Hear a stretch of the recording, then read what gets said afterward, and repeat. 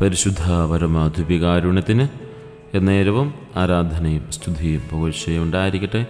പരിശുദ്ധ പരമദ്വീപികാരുണ്യത്തിന് എന്നേരവും ആരാധനയും സ്തുതിയും പുകഴ്ചയും ഉണ്ടായിരിക്കട്ടെ.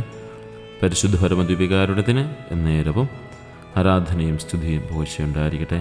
മിശിഹായ സ്നേഹം നിറഞ്ഞവരെ, ഈ ദിവ്യകാരുണ്യ സന്നിധിയിൽ ഈ നിമിഷം നമ്മൾ ആയിരിക്കുമ്പോൾ തമ്പുരാൻ്റെ വലിയ സ്നേഹത്തെയും നമ്മെ വലിയവനാക്കുന്ന അവിടുത്തെ വലിയ സാന്നിധ്യത്തെയും ഒക്കെ നമുക്ക് തിരിച്ചറിയാനായി സാധിക്കട്ടെ. ലൂക്കായുടെ സുവിശേഷം 9-ാം അധ്യായം 46 മുതലുള്ള വാക്യങ്ങൾ നമ്മളിങ്ങനെ കാണുന്നുണ്ട്. തങ്ങളിൽ ആരാണ് ഏറ്റവും വലിയവനെന്ന തർക്കം ശിഷ്യന്മാർ തമ്മിലുണ്ടായി. അവരുടെ ഹൃദയത്തിലെ ചിന്ത അറിഞ്ഞ് ഈശോ ഒരു ശിശുവിനെ എടുത്ത് തൻ്റെ അടുക്ക നിർത്തിയിട്ട് അവർ പറഞ്ഞു, എൻ്റെ നാമത്തിൽ ഈ ശിശുവിനെ സ്വീകരിക്കുന്നവൻ എന്നെ സ്നേഹിക്കുന്നു, എന്നെ സ്വീകരിക്കുന്നവൻ എന്നെ അയച്ചവനെ സ്വീകരിക്കുന്നു. നിങ്ങളിൽ ഏറ്റവും ചെറിയവൻ ആരാണോ അവനാണ് ഏറ്റവും വലിയവൻ. സ്നേഹമുള്ള പ്രിയ സഹോദരങ്ങളെ, നമ്മുടെ കർത്താവായ ഈശോ മിശിഹായുടെ നാമത്തിൽ നമുക്ക് ഈ ആരാധനയിലേക്ക് പ്രവേശിക്കാം. നമ്മുടെ ഹൃദയത്തെ പരിപൂർണമായി ഈശോയ്ക്ക് സമർപ്പിക്കാം. പ്രിയപ്പെട്ടവരെ, നമ്മളെല്ലാവരും വലുതാകാൻ ആഗ്രഹിക്കുന്നവരാണ്. ആരും ചെറുതായി തീരാനായിട്ട് ആഗ്രഹിക്കുന്നില്ല. അധികാരവും പദവിയും നേടാൻ മത്സരിക്കുന്നവരാണ്. ശിഷ്യന്മാർ പോലും ആർക്കാണ് വലുപ്പമെന്ന് പറഞ്ഞ് തർക്കിച്ചപ്പോൾ ഈശോ നൽകിയ മറുപടി എന്തായിരുന്നുവെന്ന് ഈ വചനത്തിലൂടെ നമുക്കൊന്ന് ശ്രദ്ധിക്കാം.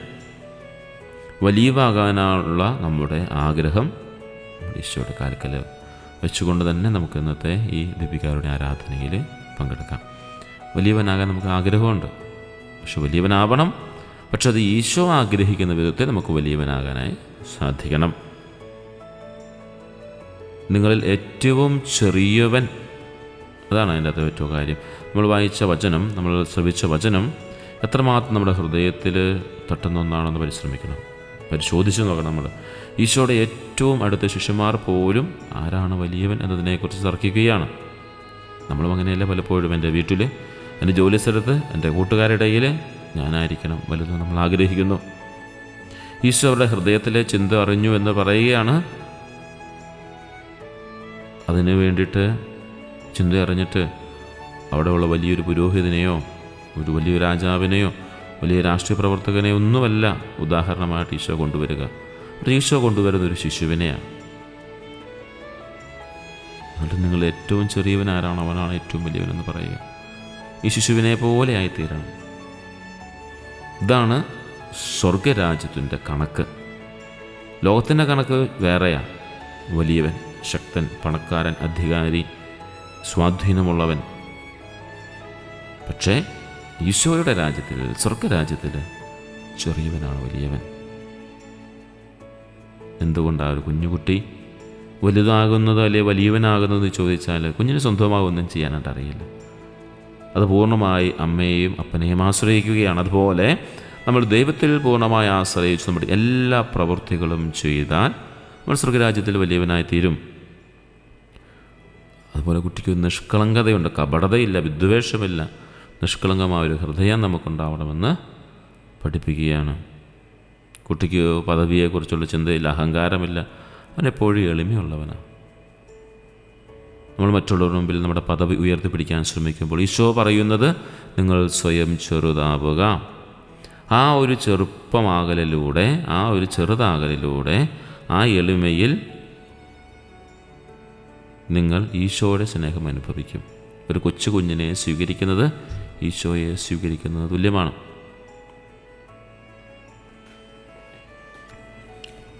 ഈശോയെ ഞങ്ങൾ എളിമയുള്ളവരാക്കണമേ നമുക്ക് പ്രാർത്ഥിക്കാം. എൻ്റെ അഹങ്കാരം കാരണം തകർന്നുപോയ ബന്ധങ്ങളെ ഈശോയുടെ മുമ്പിൽ നമുക്ക് വയ്ക്കാം.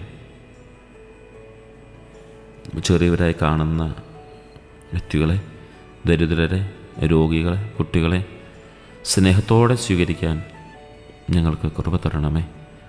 മറ്റുള്ളവരോട് ക്ഷമിക്കാൻ ഞങ്ങൾക്ക് കൃപ തരണമേ. മറ്റുള്ളവരോട് ക്ഷമ ചോദിക്കാൻ തോന്നുന്ന മടിയെ, ഞങ്ങളുടെ ഈഗോയെ ഈശോയെ നിൻ്റെ കാൽക്കൽ ഞങ്ങൾ സമർപ്പിക്കുന്നു.